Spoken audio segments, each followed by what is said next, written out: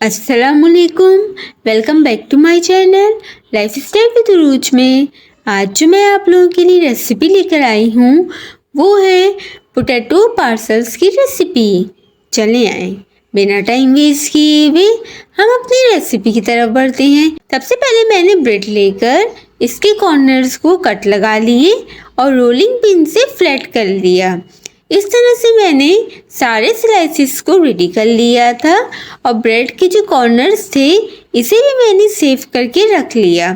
दूसरी तरफ मैंने ब्रशिंग के लिए बटर तैयार किया, जिसके लिए मैंने butter 3 table spoon, garlic chop 1/4 teaspoon, red crush paper 1/4 teaspoon, dried parsley 1/4 teaspoon. अगर आपके पास ड्राइड पार्सले ना हो तो हरा धनिया भी चॉप करके डाल सकते हैं। मेरे पास सॉल्टेड बटर था इसलिए मैंने इसमें नमक शामिल नहीं किया, और अगर आपके पास अनसॉल्टेड बटर है तो आप इसमें नमक पिंच डाल सकते हैं।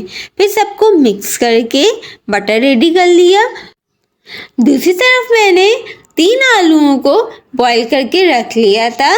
फिर इसमें chaat masala 1/2 teaspoon, salt 1/2 teaspoon, red chilli flakes 1/2 teaspoon, cornflour 3 tablespoon, भुना कुटा जीरा और भुना कुटा धनिया पाउडर 1/2 टीस्पून। आलू में सब चीज़ें मिक्स करके सिलेंडर का शेप देके कबाब बना लिए और कबाबों को शैलो फ्राई कर लिया, और हर स्लाइस पर पहले चिली गार्लिक सॉस ब्रश किया।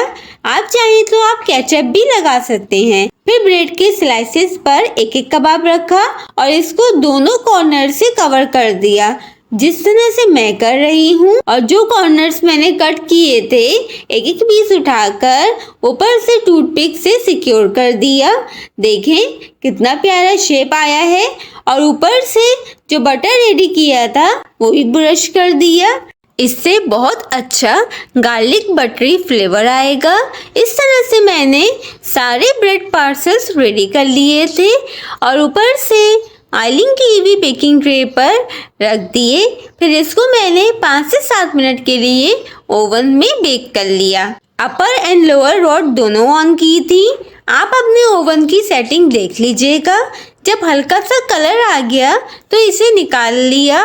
देखें मेरे ब्रेड पार्सल्स तैयार हैं। आप चाहें तो आप टूथपिक भी निकाल कर रख सकते हैं या ऐसे ही सर्व करें और अपनी कोई भी पसंदीदा डिप के साथ सर्व करें। कॉफ़ी के साथ तो बहुत ही मज़े के लगते हैं। और अगर आपको मेरी रेसिपी पसंद आई हो तो मेरे चैनल को लाइक, शेयर, सब्सक्राइब और कमेंट करना मत भूलिएगा। और कमेंट में मुझे ज़रूर बताइएगा कि आपको मेरी रेसिपी कैसी लगी, और अपना बहुत सा ख्याल रखिएगा, दुआ में याद रखिएगा। फिर मिलते हैं एक और नई रेसिपी के साथ। जब तक के लिए अल्लाह हाफिज़।